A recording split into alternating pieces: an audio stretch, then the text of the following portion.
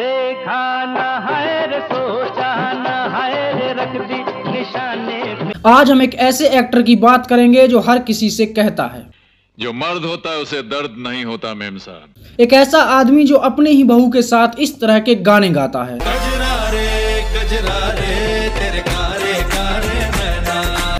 और अगर कोई और ये करे तो उसमें 3 बातों की कमी बता देता है। परंपरा, प्रतिष्ठा, अनुशासन। एक ऐसा एक्टर जो एक्टर कम और किराना स्टोर का दुकानदार ज्यादा लगता है। तेल, शैम्पू, चड्डी, बनियान से लेकर घर बनाने का मटेरियल तक वो अकेले बेचता है।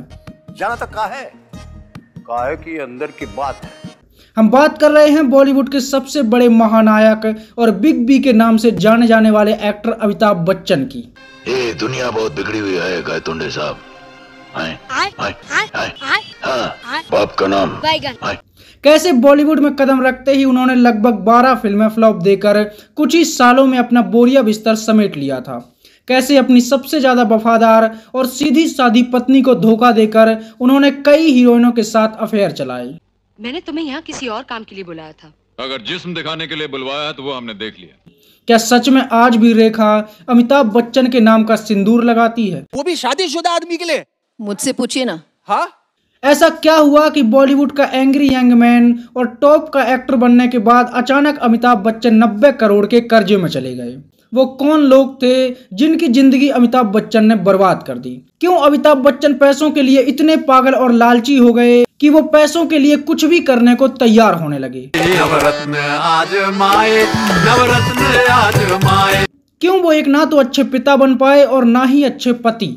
और क्या सच में अमिताभ बच्चन सिर्फ पर्दे के सुपरस्टार हैं? जानेंगे और भी बहुत कुछ, तो चलिए शुरू करते हैं।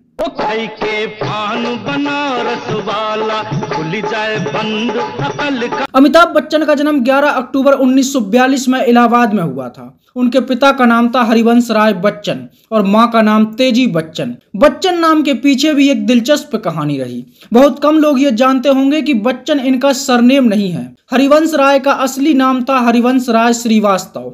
ये तो लेटेस्ट न्यूज़ है। क्या बात कर रहे हैं?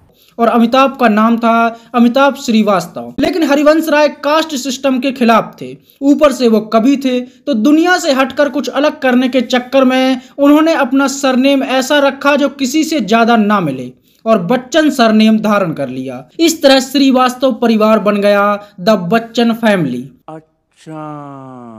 उनके पिता भारत के एक जाने माने कवि थे। ये वो दौर था जब देश की आजादी की लड़ाई चल रही थी और पूरा देश जिस क्रांतिकारी का दीवाना था वो थे भगत सिंह, और उनका नारा था हरिवंश राय बच्चन खुद तो क्रांतिकारी बनकर आजादी में भाग नहीं ले पाए, इसलिए उन्होंने अपने बेटे का नाम इंकलाब रख दिया। इस तरह अमिताभ बच्चन के बचपन का नाम था इंकलाब। लेकिन कुछ समय बाद ही आजादी मिल गई और इंकलाब के नारे बंद हो गए, तो उनके पिता ने इंकलाब का नाम बदलकर अमिट आभा कर दिया, जिसका मतलब था कभी न मिटने वाला उजाला।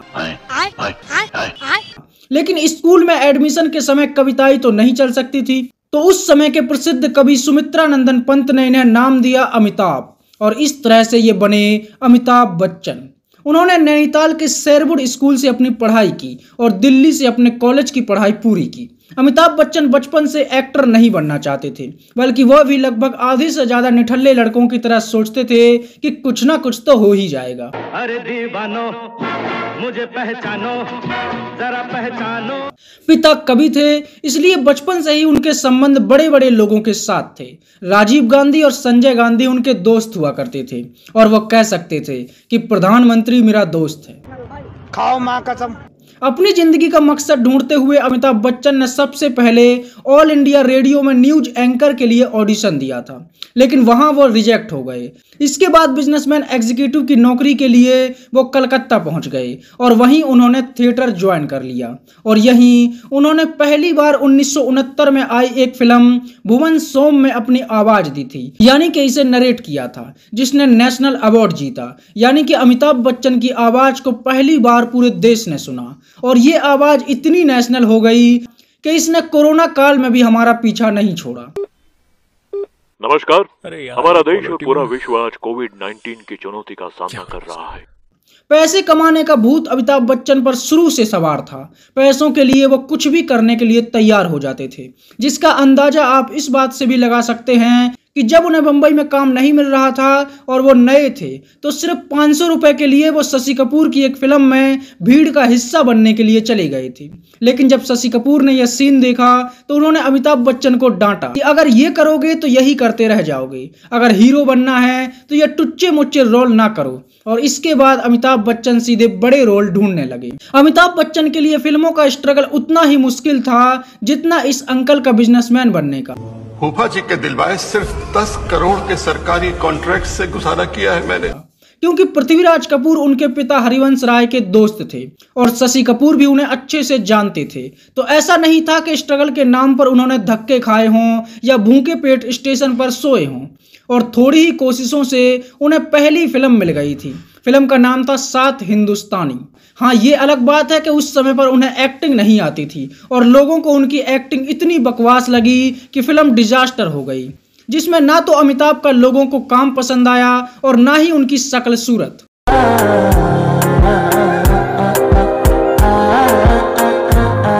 इसके बाद अमिताभ बच्चन ने कई फिल्मों में काम किया, लेकिन कोई भी फिल्म नहीं चली। अमिताभ बच्चन की एक के बाद एक लगभग 12 फिल्में फ्लॉप हो गईं और वो एक फ्लॉप एक्टर बन गए। कोई भी अमिताभ बच्चन को लेकर फिल्म नहीं बनाना चाहता था और कोई भी बड़ी हीरोइन अमिताभ बच्चन के साथ काम करने को तैयार नहीं होती थी। अमिताभ बच्चन ये सोचने लगे थे कि फिल्मों में वो सफल नहीं हो पाएंगे और उन्हें वापस प्रयागराज लौट जाना चाहिए। वो परेशान थे और बॉलीवुड से अपना बोरिया बिस्तर समेटने की तैयारी कर रहे थे। तभी उन्हें एक फिल्म मिली, जंजीर। जब तक बैठने को न कहा जाए शराफत से खड़े रहो। और अमिताभ बच्चन ने सोच लिया कि यही उनकी किस्मत को तय करेगी। अगर फिल्म फ्लॉप हो गई तो वो एक्टिंग छोड़कर वापस लौट जाएंगे। लेकिन अभी भी समस्या यह थी कि इस फिल्म में कोई भी हीरोइन अमिताभ बच्चन के साथ काम नहीं करना चाहती थी। हर किसी ने उनके साथ काम करने से मना कर दिया था। और तब उनकी जिंदगी में आई बॉलीवुड की गुड्डी कही जाने वाली हीरोइन जया भादुड़ी। जया उस समय तक बॉलीवुड में अच्छा नाम बना चुकी थी और कई बड़ी हिट फिल्मों को सिर्फ अपनी एक्टिंग के दम पर हिट करा चुकी थी। जहां एक तरफ हर बड़ी हीरोइन ने अमिताभ बच्चन से मुंह मोड़ लिया, तो वहीं जया भादुड़ी ने बिना कुछ सोचे और अपने कैरियर की परवाह न करते हुए एक फ्लॉप एक्टर अमिताभ बच्चन के साथ फिल्म साइन कर ली। जंजीर फिल्म अमिताभ बच्चन के लिए गेम चेंजर साबित हुई और इसने रातों रात अमिताभ बच्चन की किस्मत बदल दी। अमिताभ बच्चन ने जया भादुड़ी को अपने लिए इतना लकी मान लिया कि वो जया के ही पीछे पड़ गए। ये पुलिस स्टेशन है, तुम्हारे बाप का घर नहीं। और पहली ही फिल्म में अमिताभ जया भादुड़ी के प्यार के समुंदर में गोते लगाने लगे थे और उन्हें जया भादुड़ी से जया बच्चन बनाने के लिए चक्कर काटने लगे। और वह जया भादुड़ी के इतने पीछे पड़े कि मई में फिल्म रिलीज हुई और जून में उन्होंने जया भादुड़ी से शादी कर ली। और इसके बाद अमिताभ बच्चन की ऐसी किस्मत चमकी कि वो एक्टर से स्टार, स्टार से सुपरस्टार बन गए। तुम्हारा नाम क्या है बसंती? चुप है। हमारा नाम बसंती है। पहली बार सुना ये नाम। अमिताभ बच्चन की सबसे बुरी आदत यह रही कि उन्होंने हर उस आदमी को धोखा दिया जिसने उन पर भरोसा किया या जो उनकी टक्कर का एक्टर था। अमिताभ बच्चन की सक्सेस के पीछे भी एक मूल मंत्र था। यह वो समय था जब फिल्मों का हीरो बड़ा सीधा साधा और सज्जन आदमी हुआ करता था। क्या मिलिए ऐसे लोगों से जिनकी फितरत छुपी रहे। हीरो का मतलब सच में हीरो ही होता था। उस समय तक जितनी भी फिल्में बनती थीं, उनमें हीरो वही होता था जो आदर्शवादी हो और सच्चाई पर चलने वाला हो।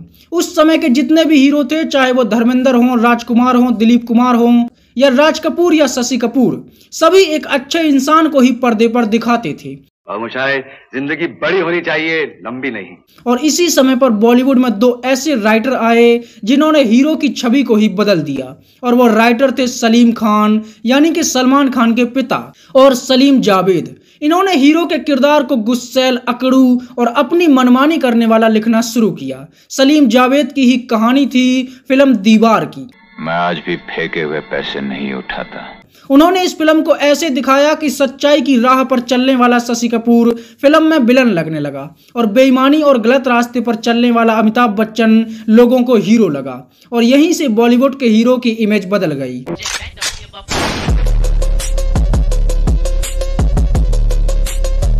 अब फिल्म का हीरो वो होता था जो भगवान के मंदिर में खड़े होकर उनसे सवाल पूछता था। आज खुश तो बहुत हो गए तुम। जो गुस्से में एक साथ 10 से 20 लोगों को मारता था।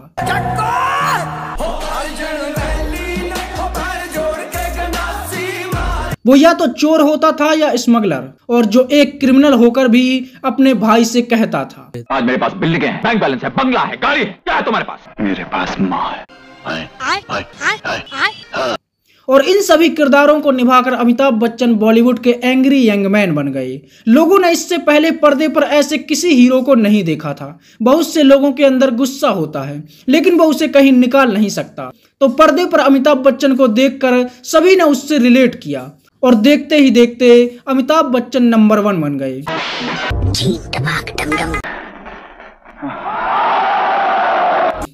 और धीरे धीरे बॉलीवुड के हीरो की इमेज इतनी खराब हो गई कि आज के समय पर कबीर सिंह और एनिमल जैसे हीरो हैं। 1974 में अमिताभ बच्चन के घर एक बेटी का जन्म हुआ, जिसका नाम रखा गया था श्वेता बच्चन। और फिल्म शोले में काम करते हुए जया बच्चन एक बार फिर प्रेग्नेंट हो गईं, और 1976 में उन्होंने एक लड़के को जन्म दिया जिसका नाम रखा गया अभिषेक बच्चन। घर में खूब खुशियां मनाई गईं कि जूनियर बच्चन आ गया है, और अमिताभ बच्चन भी गाने लगे। इस तरह जया बच्चन 2 बच्चों की मां बन गई, और उन्होंने धीरे धीरे फिल्मों में काम करना कम कर दिया। ये वो दौर था जब अमिताभ बच्चन बॉलीवुड के नंबर 1 हीरो बन चुके थे, और हर कोई उन्हें सुपरस्टार मान चुका था।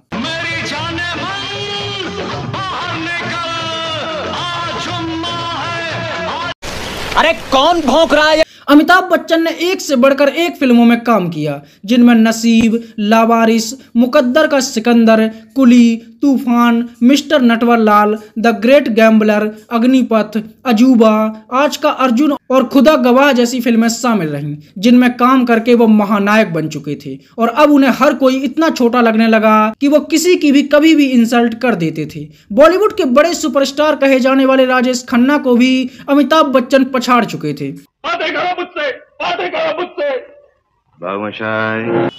लेकिन इस नंबर 1 की पोजीशन पर आने के लिए अमिताभ बच्चन ने सिर्फ मेहनत नहीं की थी, बल्कि चालाकी और अपने ऊपर भरोसा करने वालों का भी अमिताभ बच्चन ने खूब फायदा उठाया। उन्होंने लगभग हर उस आदमी के साथ धोखा किया जिसने उनका बुरे समय पर साथ दिया था। उनके खुद के भाई अजिताभ, जिसने हर समय पर उनका साथ दिया। जब अमिताभ बच्चन हिट हो गए तो उन्होंने अपने ही भाई को लात मारकर भगा दिया। चाहे वो शत्रुघ्न सिन्हा हो, धर्मेंद्र हो, शशि कपूर या विनोद खन्ना, जब इन सबको अमिताभ बच्चन की मदद की जरूरत थी तो अमिताभ बच्चन ने अपने हाथ खड़े कर लिए और मतलबी हो गए। कादर खान, जिसने अमिताभ बच्चन की कई फिल्मों की कहानी से लेकर डायलॉग तक लिखे थे, उन्हें सिर्फ अमिताभ बच्चन ने इसलिए छोड़ दिया क्योंकि वो अमिताभ बच्चन को कभी सर नहीं कह पाए। मैंने कहा यार वो तो अमित है, सर जी कब से हो गया? मेरे मुंह से निकला नहीं सर जी, वो सर जी का न निकलना, मैं निकल गया उस ग्रुप में से। और इस तरह अमिताभ बच्चन सबसे बड़े एहसान फरामोश बन गए, और सफलता अमिताभ बच्चन के सर चढ़कर बोलने लगी थी। और यही कारण रहा कि सबको धोखा देने के बाद अमिताभ बच्चन ने अपनी ही पत्नी जया बच्चन को भी धोखा देना शुरू कर दिया था। ये तो गई गंदी बातें। जया बच्चन ने अपने बच्चों के लिए अपना कैरियर तक छोड़ दिया था और पूरी तरह से अपने आप को परिवार के लिए कुर्बान कर दिया। लेकिन जहां जया बच्चन पूरी ईमानदारी से अमिताभ बच्चन पर भरोसा करके घर संभाल रही थी, तो वहीं अमिताभ बच्चन रेखा के साथ प्यार के समंदर में गोते लगा रहे थे।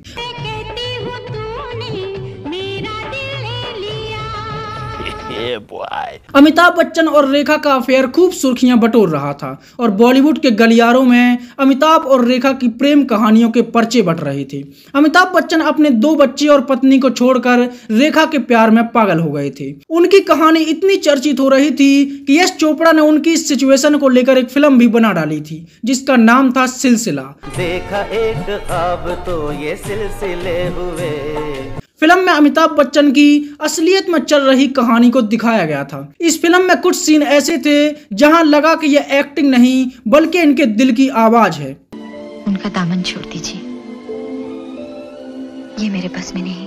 अमित मेरे पति हैं, मेरा धर्म है वो मेरा प्यार है। अमिताभ बच्चन पूरी तरह से रेखा के दीवाने हो चुके थे और जया बच्चन अपना घर टूटते हुए देख रही थीं। लेकिन इसी समय पर अमिताभ बच्चन की एक और फिल्म आई जिसका नाम था कुली। फिल्म में अमिताभ बच्चन ने एक कुली का किरदार निभाया था। अब कुली का मतलब होता है एक गरीब मजदूर और लेबर, लेकिन अमिताभ बच्चन ऐसा कुली था जो सीधे मुंह किसी से बात ही नहीं करता। जनाब तनिक खिड़की तो खोलिए, हमारी तारीफ जरा लंबी। और उसकी इन्हीं हरकतों के कारण एक गुंडा उन्हें ऐसा पीटता है कि वह सीधे अस्पताल पहुंच जाते हैं। मतलब फिल्म में नहीं बल्कि असलियत में। इस फिल्म में एक फाइट सीन की शूटिंग के दौरान अमिताभ बच्चन को चोट लग जाती है और शूटिंग बंद हो जाती है। अमिताभ की हड्डी टूट गई और अमिताभ ने बिस्तर पकड़ लिया। जया बच्चन ने दिन रात अमिताभ बच्चन की सेवा की और बिना किसी शिकायत के अमिताभ के लिए पूरी तरह से पागल सी हो गई थी। और ये सब देखने के बाद अमिताभ बच्चन को समझ में आ गया कि रेखा उनके जीवन में ज्यादा लंबी नहीं है। उनका जीवन साथी अगर कोई है तो वो जया बच्चन ही है। और दूसरी तरफ जया बच्चन ने रेखा को भी घर बुलाकर यह समझा दिया था कि तुम कितनी भी कोशिश कर लो, कहलाओगी बाहर वाली ही और उनकी पत्नी हमेशा मैं ही रहूंगी। इसके बाद अमिताभ बच्चन और रेखा के बीच की रेखा टूट गई। क्या बात है सर, क्या बात है सर। और अमिताभ बच्चन ने रेखा की तरफ से अपना ध्यान हटा लिया। लेकिन आज भी रेखा अमिताभ बच्चन को अपना सब कुछ मानती है और मीडिया में ये खबरें चलती रहती हैं कि आज भी रेखा अमिताभ बच्चन के नाम का सिंदूर लगाती है। अमिताभ बच्चन रेखा को भूलकर एक बार फिर से अपने काम पर ध्यान देने लगे थे। हालांकि इसका मतलब यह नहीं था कि वो सुधर गए थे और इस समय तक अमिताभ बच्चन में घमंड भी सर चढ़कर बोलने लगा था और कई हीरोइन के साथ उनकी सुर्खियां भी उड़ने लगी थीं और वो किसी से भी कहने लगी, रिश्ते में तो हम तुम्हारे बाप होते हैं ना मैं। उनके बच्चे बड़े हो रहे थे लेकिन अमिताभ बच्चन जीनत अमान और परवीन बॉबी के साथ संबंध बनाने में लगे हुए थे। वो बॉलीवुड के टॉप पर जाकर बैठे थे और यहीं से उनके अंदर नेता बनने का कीड़ा भी जागने लगा, क्योंकि हर एक्टर लास्ट में यही तो करता है। तो अमिताभ बच्चन ने भी सोचा कि अब एक्टिंग से ब्रेकअप करते हैं और नेता बनकर ज्यादा देश को लूटते हैं। कि कुर्सी पर बैठने के बाद ये लोग जितनी जल्दी अपना लगाया हुआ माल सूद समेत वसूल कर लेंगे, उतनी ही जल्दी इस देश से गरीबी हट जाएगी। बात तो सही है। इसलिए 1984 में अमिताभ बच्चन ने एक्टिंग को छोड़कर पॉलिटिक्स में अपना हाथ आजमाया और पहली ही बार में इलाहाबाद से भारी बहुमतों से चुनाव जीता और खूब चर्चित हुए। लेकिन ज्यादा दिनों तक अमिताभ बच्चन को नेता वाला फील नहीं हुआ और उन्हें समझ में आ गया कि फिल्म में नेता बनना और असलियत में नेता बनने में बहुत फर्क है। इसलिए राजनीति से बहुत जल्द उनका मोह भंग हो गया और वो वापस अपनी एक्टिंग में लौट गए। क्यों फिजूल का बात करता है? हम पठान है पठान, उल्टा सीधा बात सुनने का आदत है। लेकिन अब उनकी इमेज बिगड़ चुकी थी, इसलिए उनकी फिल्मों पर भी वो नंबर 1 वाली पकड़ ढीली हो चुकी थी और उनकी फिल्में फ्लॉप होने लगी। और अमिताभ बच्चन को यह महसूस होने लगा कि अब उनका एंग्री यंग मैन वाला इम्पैक्ट खत्म हो चुका है और हीरोइन के साथ अब इस तरह के गाने गाते हुए देखना लोग उन्हें पसंद नहीं करेंगे। जिसका कारण यह था कि अमिताभ बच्चन की उम्र लगभग 54 साल की हो चुकी थी, लेकिन आज भी हीरोइन के साथ वो इस तरह की फिल्में कर रहे थे।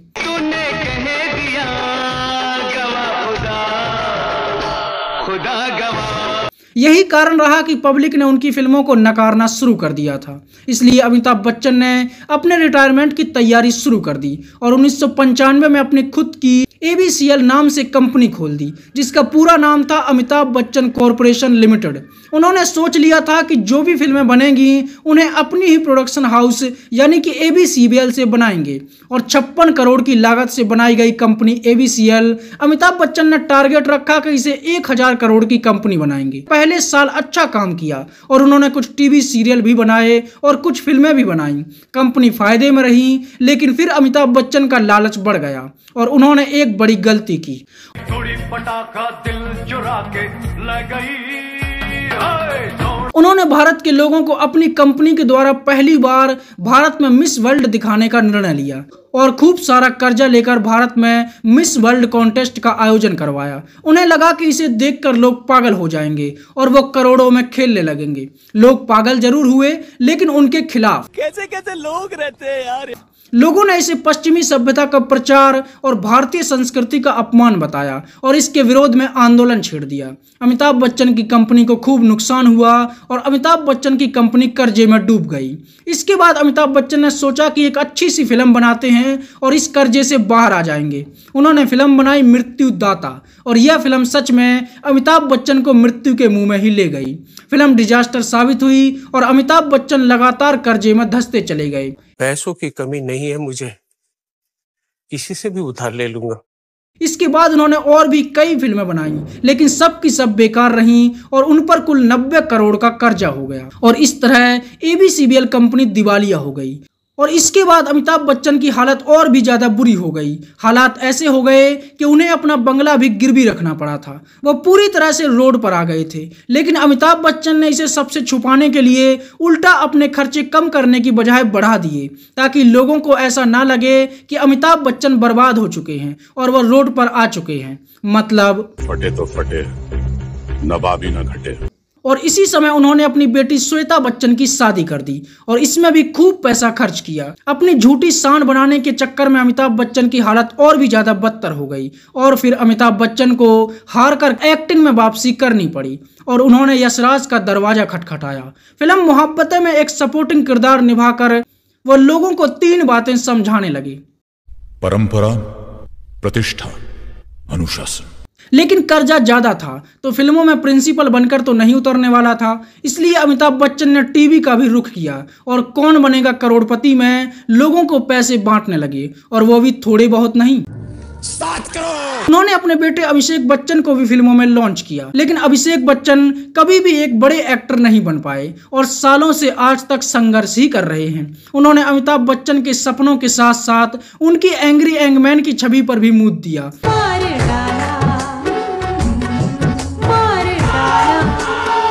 धिक्कार है हम पर। और इसके बाद जो अमिताभ बच्चन पैसों के पीछे पड़े तो ऐसे पड़े कि किसी भी काम को करने के लिए वो तैयार होने लगे। वो निचले स्तर की फिल्में करने लगे। पैसों के लिए वो यह भी भूल गए कि अब वो महानायक की छवि बना चुके थे और उनका काम लोगों को कितना प्रभावित करेगा। इसके बाद भी वो इस तरह के सीन देने लगे। अपनी से कई साल छोटी और अपनी बेटी की उम्र की लड़की के साथ वो किसिंग सीन देने लगे और ऐसे ऐसे सीन देने लगे जिसने उनकी महानायक की इमेज पर ही दाग लगा दिया। बंद करो हाथ जोड़ के मैं। लेकिन तब भी अमिताभ बच्चन का लालच पूरा नहीं हुआ तो वो तेल शैम्पू बेचते बेचते पूरे किराना स्टोर वाले बन गए। वो साबुन, तेल, चड्डी, बनियान, सोना चांदी और यहाँ तक कि घर बनाने का सामान भी बेचने लगे थे। ये देखा एकदम छेद हो गया। एक नाम तो छेदीलाल होगा जी 104 के हैं। अमिताभ बच्चन ने फिल्मों में काम करना जारी रखा और आज भी वो फिल्मों में एक्टिव बने हुए हैं और हर तरह का रोल करने के लिए तैयार हो जाते हैं। वो ऐसे भारत के पहले एक्टर हैं जो 82 साल की उम्र में भी अपनी एक्टिंग से लोगों का दिल जीत लेते हैं और आज भी बॉलीवुड के सबसे महंगे एक्टर्स की लिस्ट में शामिल हैं। उन्होंने कई अवार्ड जीते, उन्हें कई नेशनल अवार्ड से भी सम्मानित किया जा चुका है। अमिताभ बच्चन के पास आज के समय में लगभग 3400 करोड़ रुपए की संपत्ति है, लेकिन बड़ी बात यह है कि आज वो सिर्फ पर्दे के ही महानायक बनकर रह गए हैं और अपनी पर्सनल लाइफ में पूरी तरह से फ्लॉप हो चुके हैं। उनका लड़का एक बड़ा एक्टर नहीं बन पाया और बॉलीवुड में आज तक कोई बड़ा नाम नहीं कमा पाया। उनकी लड़की का पारिवारिक जीवन बर्बाद हो गया और उनकी खुद की पत्नी उनके साथ नहीं रहना चाहती और अमिताभ बच्चन से जुड़ी हुई रहने पर भी उसे आपत्ति होने लगी है। सर सिर्फ जया बच्चन बोलते तो काफी हो जाता। इकलौते बेटे बहू का गृहस्थ जीवन भी बर्बाद हो चुका है और सालों से उनके घर में कलेश चल रहा है। लेकिन अमिताभ बच्चन इस पर ध्यान ना देकर लोगों को सरदर्द से छुटकारा दिलाने के लिए तेल नहीं सर, नवरत्न तेल। अरे हाँ, वही नवरत्न तेल बेचने में लगे हुए हैं और आज उनके पास मेरे पास बिल्डिंगें हैं, प्रॉपर्टी है, बैंक बैलेंस है, बंगला है, गाड़ी है। हाँ, सिर्फ यही बचा है और आज उनका ही ये गाना उन्हीं के जीवन पर लागू होने लगा है। काहे पैसे पे इतना गुरूर करे है, यही पैसा तो यह थी बॉलीवुड के महानायक कहे जाने वाले बिग बी यानी कि अमिताभ बच्चन की कहानी। जो जितनी प्रेरणादायक है उतनी ही इस बात की ओर भी इशारा करती है कि सिर्फ पैसा सब कुछ नहीं होता। रोते हुए आते हैं सब, हंसता हुआ जो